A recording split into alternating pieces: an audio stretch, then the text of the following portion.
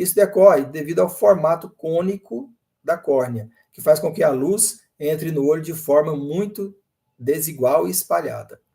Então, uma refração complicada, né, durante o exame de refração, se o paciente apresentar um astigmatismo irregular na topografia, inclusive, que você vai fazer ali, ou dificuldade em ajustar o grau, o oftalmologista deve ser mais suspeito, né, e considerar o ceratocone como uma possibilidade real, especialmente quando o paciente é jovem. De novo, pessoal, a ceratometria e a curvatura da córnea. O exame de ceratometria, ele mede a curvatura da córnea, sendo essencial para o diagnóstico do ceratocone, né? Como eu já falei, caso o meridiano mais curvo ultrapasse 46,5 e ou a ceratometria média ultrapasse 45, é necessário considerar a possibilidade de ceratocone. Esse é um dos sinais mais confiáveis aí das primeiras etapas do diagnóstico, inclusive. Mas eu já vi, como eu falei, ceratocone com ceratometrias e topografias normais. Tá? Pressão intraocular, que eu disse. A córnea do paciente com ceratocone ela é mais fina, o que pode resultar em pressões intraoculares mais baixas. Entendeu? Em pacientes com pio baixa, é fundamental considerar aí a possibilidade de actasia, de córnea fina e realizar exames complementares. É lógico que não é uma relação direta, mas é uma suspeita. A importância da leitura precisa. Como a espessura da córnea influencia a medição da pressão intraocular, né, é importante considerar essa variável aí ao examinar os resultados da tonometria. A biomicroscopia, que é o exame mais importante na lâmpada de fenda, né, que você vai, como eu já falei, avaliar a presença de estrias na córnea, que é um sinal muito característico do ceratocone. Essas linhas, essas estrias são linhas verticais, como eu já falei, também chamadas de estrias de Vogt, encontradas no estroma posterior da córnea, no estroma profundo. São causadas pelo alongamento da córnea, né? E devido ao afinamento central. Elas podem ser visíveis durante a biomicroscopia em lâmpada de fenda, especialmente nas fases mais avançadas, que você tem mais estria ainda, né? Sinal de Mousson, que eu falei, que é aquela protusão da pálpebra inferior quando o paciente olha para baixo. Anel de Flecha, né, que são os depósitos de ferro na base do cone. O sinal de Risult, que eu falei, que é quando você projeta a luz oblíqua, manda o paciente olhar para o outro lado, você reflete a luz no formato do cone.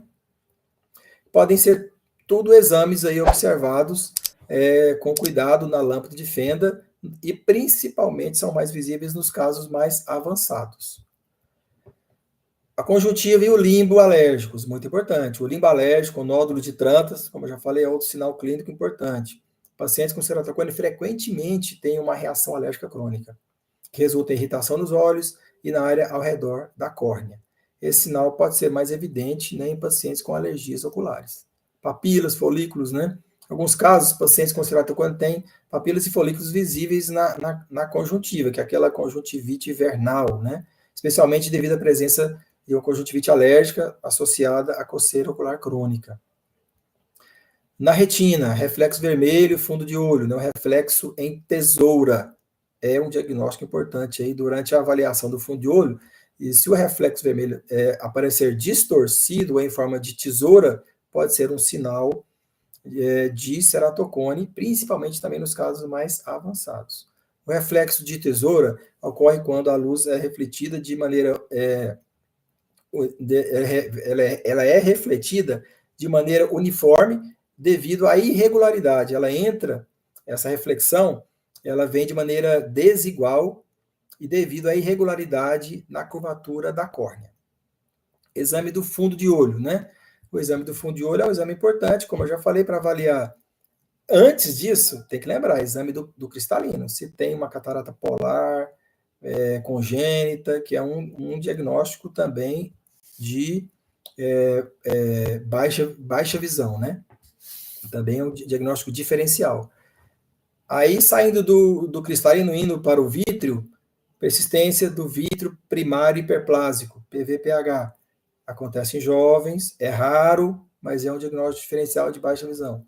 Aí você vai lá para a retina, você vai ver o nervo óptico, se tem alguma sequela, alguma coisa, alguma neurite, sequela de alguma neuropatia, que é raro nessa idade, mas pode ser.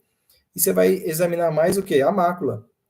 né? É fundamental que o oftalmologista desenvolva uma abordagem cuidadosa durante o exame físico, considerando todos os aspectos clínicos, né? Desde os sinais e os sintomas subjetivos até os sinais objetivos.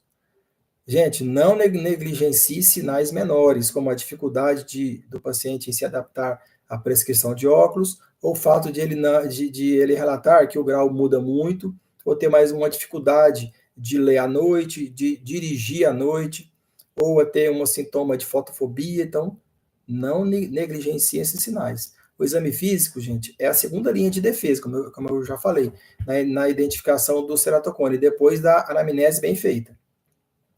Desde a observação da curvatura da córnea até os detalhes, né, como o exame da conjuntiva, do limbo e das possíveis causas de diagnóstico diferencial de baixa visão, como a ambliopia e a cicatriz macular por toxoplasmose congênita.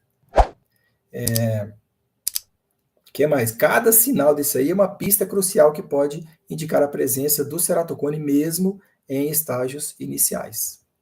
A consulta com o paciente deve ser conduzida com atenção plena, certo? Priorizando aí investigações preventivas e não apenas reativas. Preventivas e não apenas reativas.